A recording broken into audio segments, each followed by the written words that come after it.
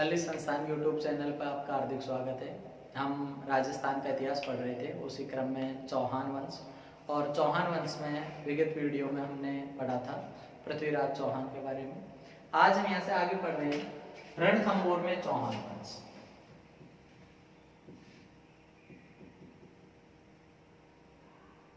रणथंभौर में चौहान वंश का संस्थापक था गोविंदराज, जो कि पृथ्वीराज चौहान तृतीय का ही पुत्र था। 1194 ईस्वी में रणथंभौर में चौहान वंश की स्थापना की। इस वंश का जो यहाँ पर प्रमुख शासक हुआ है वो था हम्मीर देव चौहान। ध्यान रखें, एक राणा हम्मीर भी है, वो सिसोदिया वंश का है, वो मेवाड़ का शासक है। ये है कोई हम्मीर देव चौहान। जयसिंघा या जयत्र सिंह के पुत्र का नाम था हम्मीर देव। यह हालांकि जयसिंघा का तीसरे नंबर का पुत्र था, पर योग्य उत्तराधिकारी होने के कारण से इसको 1282 ईस्वी में उत्तराधिकारी अपने जीवन काल में ही जयत्र सिंह ने घोषित कर दिया था। और 1288 तक ही इसने काफी सारे राज्यों को विजित कर लिया था। 1291 ईस्वी की इसकी प्रमुख घटना है। 1291 ईस्वी की बात है कि 1291 में दिल्ली का शासक था जलालुद्दीन खिलजी। 1290 ईस्वी में खिलजी वंश का संस्थापक हुआ जलालुद्दीन। उससे पहले बलबन का शासन चल रहा था। बलबन के शासन में आंतरिक असंतोष पैदा था। उन परिस्थितियों का लाभ उठाता हुआ हम्मीर देव था, इसने अपने साम्राज्य विस्तार कर लिया। लेकिन अब नया जब यहाँ शासक बनाए दिल्ली में जलालुद्दीन खिलजी, तो जलालुद्दीन खिलजी ने उसी साम्राज्यवादी नीति के तहत साम्राज्य विस्तार के लिए 1291 ईस्वी में रणथंभौर के किले के ऊपर आक्रमण कर दिया। रणथंभौर का जो किला है, रणथंभौर में हम जानते हैं कि एक स्थान पड़ता है झाइन का दुर्ग, जिसे वर्तमान में माच या चांद के नाम से जाना जाता है। झाइन नाम का वर्तमान में कोई स्थान नहीं है पर झाइन के दुर्ग पर आक्रमण किया। झाइन के दुर्ग से ही रणथंभौर के किले पर पहुंचा जाता है, इसलिए झाइन के दुर्ग को कहा जाता है रणथंभौर के किले की कुंजी। उसको विजित कर लिया। हिंदू वाट नाम के स्थान पर एक बार दोनों की सेनाओं में युद्ध हुआ, हम्मीर देव की और जलालुद्दीन खिलजी की। उसमें एक सफलता हासिल हो गई जलालुद्दीन खिलजी को। ऐसे करके वो झाइन के दुर्ग को पार कर गए और पार करके ये आप पहुंचे अपने मार्च 1991 में रणथंभौर के दुर्ग पर। लेकिन रणथंभौर का जो किला है वो दुर्भेद्य किलों में से माना जाता है। इसे कहा जाता है दुर्गाधिराज, दुर्गों का राजा। कौन से किले को? रणथंभौर के किले को। ये कारण क्या है कि रण नाम की एक पहाड़ी है जिसके ऊपर बना हुआ है और थंब नाम की पहाड़ी से घिरा हुआ है। 7 विषम पहाड़ियों से घिरा हुआ है ये किला। कौन सा किला? रणथंभौर का। इसी कारण से इसके बारे में इतिहासकार अबुल फजल ने कहा है कि और सब दुर्ग नंगे हैं, इसने कपड़े पहन रखे हैं, ये बख्तर बंद है। और सब दुर्ग नंगे हैं, यह बख्तर बंद है। कौन सा किला? रणथंभौर का किला। इसमें एरण दुर्ग, वन दुर्ग, गिरि दुर्ग तीनों की विशेषताएं विद्यमान है। एरण दुर्ग जो चारों ओर से खाए काटे पत्थरों से घिरा रहता है, क्या कहलाता है? एरण दुर्ग। वन दुर्ग जो वनों से घिरा रहता है, वन दुर्ग। गिरि दुर्ग जो पहाड़ी के ऊपर बना हो, गिरि दुर्ग। इसमें तीनों ही दुर्गों की विशेषताएं विद्यमान है, एरण की भी, गिरि की भी, वन की भी। तो ये जो दुर्ग है महत्वपूर्ण है, सामरिक दृष्टि से, युद्ध की दृष्टि से महत्वपूर्ण किला माना जाता है। तो इस किले के ऊपर आक्रमण कर दिया किसने? जलालुद्दीन खिलजी ने। पहले झाइन के दुर्ग को जीता, फिर रणथंभौर के किले के आगे पहुंचा। लेकिन इस किले को जीत पाना असंभव था। करीब 3 महीने तक सेना का डेरा डाल करके पड़ा रहा। अंततः अपना मंत्री था मलिक अहमद, उससे सेना हटाने के लिए कहा।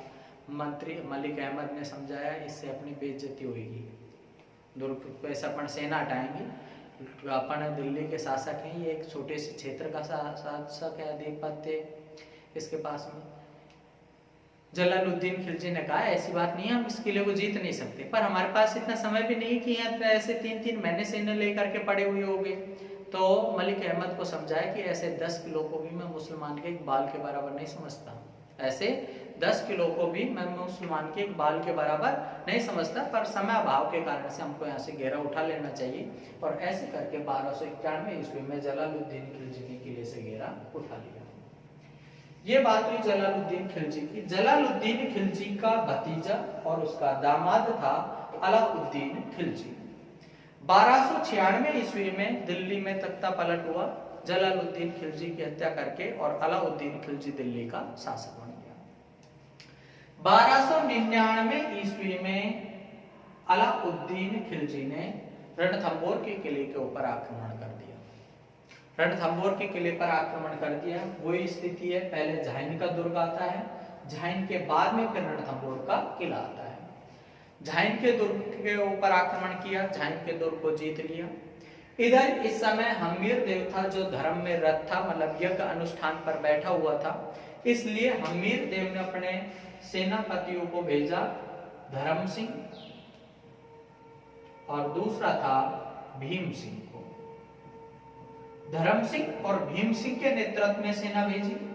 इधर अलाउद्दीन खिलजी ने अपने सेनापति थे उलुग खां और नुसरत खां के नेतृत्व में सेना भेजी। दोनों मुठभेड़ हुई। काफी हद तक राजपूती सेना को सफलता हासिल हुई। धर्म सिंह था अपने विजय के बाद में वापस किले की तरफ लौट आए। भीम सिंह था, भीम सिंह इनसे युद्ध करता हुआ आगे बढ़ गया। उस स्थिति में भीम सिंह की हत्या कर दी गई, भीम सिंह मारा गया।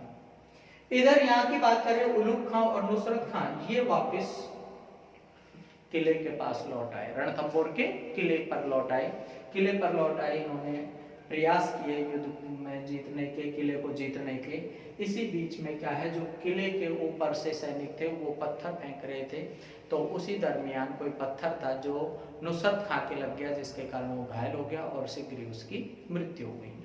मृत्यु उपरांत उलुग खां था, अकेला पड़ गया। इसने वापस अपने लौट गया झाइन के दुर्ग को पार करके और अलाउद्दीन खिलजी को बुलावा भेज दिया कि और सेना की आवश्यकता है। इधर यह बात करें कि भीम सिंह था वो मारा गया।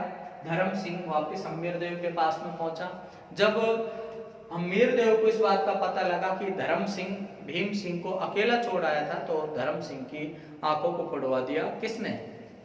हम्मीर देव। इधर यहाँ पर अलाउद्दीन खिलजी अब और सेना लेकर के आ गया। अपने भाई उलुग खां के कहने के ऊपर झाइन के दुर्ग को जीत लिया। झाइन के दुर्ग को जीत करके रणथंबोर के किले पर आ गए। सेना लेकर के लगभग 1 वर्ष तक खड़े रहे, लेकिन कोई विजय श्री हासिल नहीं हुई। अलाउद्दीन खिलजी ने योजना बनाई कि जो किला है, किले के ये दूसरी पहाड़ी पर जाकर के अलाउद्दीन खिलजी ने अपनी सेना डाली और बीच की ये खाई को पटवाने का काम किया।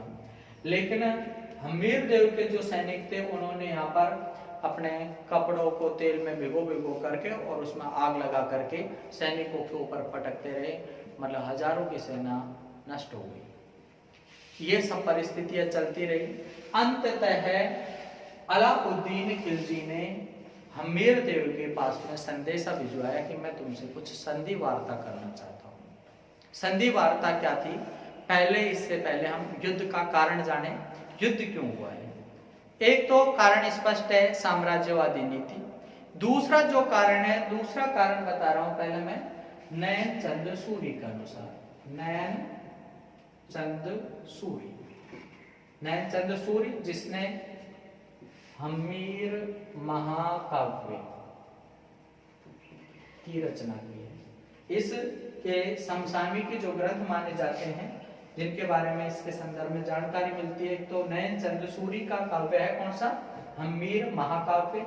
दूसरा एक हम्मीर हठ जिसकी रचना की है चंद्रशेखर ने। एक है हम्मीर रासो जो लिखा गया है जोधराज के द्वारा। ये समसामयिक ग्रंथों के माध्यम से इस युद्ध की जानकारी मिलती है। तो युद्ध का जो कारण था नैनचंद सूरी कहता है कि ये साम्राज्यवादी नीति के तहत अलाउद्दीन खिलजी ने रणथंभौर के किले के ऊपर आक्रमण किया। इधर हमीर हट के अनुसार वर्णन मिलता है कि कोई मराठा बेगम थी अलाउद्दीन खिलजी की, और उस मराठा बेगम के साथ में प्रेम संबंध थे मोहम्मद शाह के। मोहम्मद शाह, और ये प्रेम संबंध इस हद पर बढ़ गए थे कि मोहम्मद शाह था जो अलाउद्दीन खिलजी को मारना चाहता था। इन संबंधों का पता लग गया अलाउद्दीन खिलजी को, तो मोहम्मद शाह वहां से भाग छूटा और भाग करके हमीर देव के पास में शरण ले।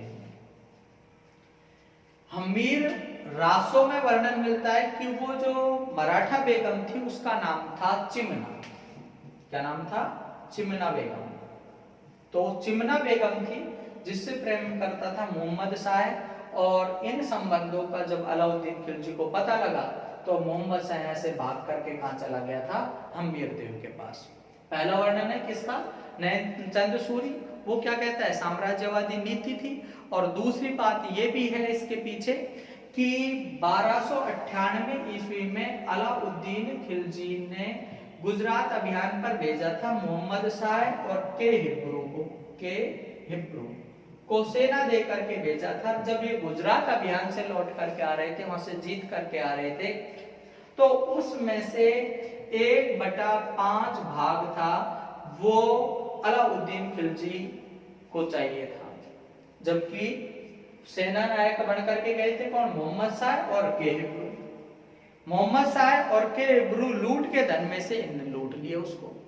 ये मंगोल थे, मंगोल का मतलब नव मुसलमान जो थे, तो उनमें से थे। तो इनने उस धन को लूट लिया, और लूट करके अब अलाउद्दीन खिलजी के पास जा नहीं सकते थे, इस कारण से रणथंभौर में रुक गए। कहां पर रुक गए? रणथंभौर में। और रणथंभौर का इस समय शासक कौन था? हमीर देव। हमीर देव शरणागत का रक्षक था।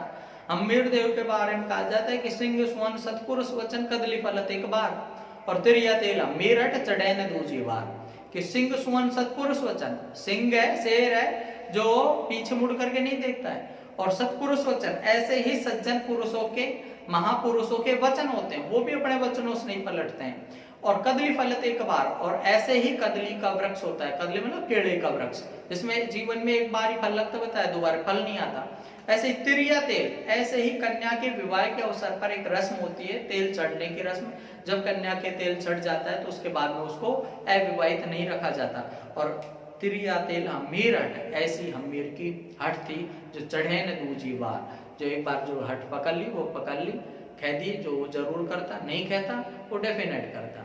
कुल मिलाकर के बात यह है, हमीर देव ने शरण दे दी किसको? मोहम्मद शाह और के हिब्रू को।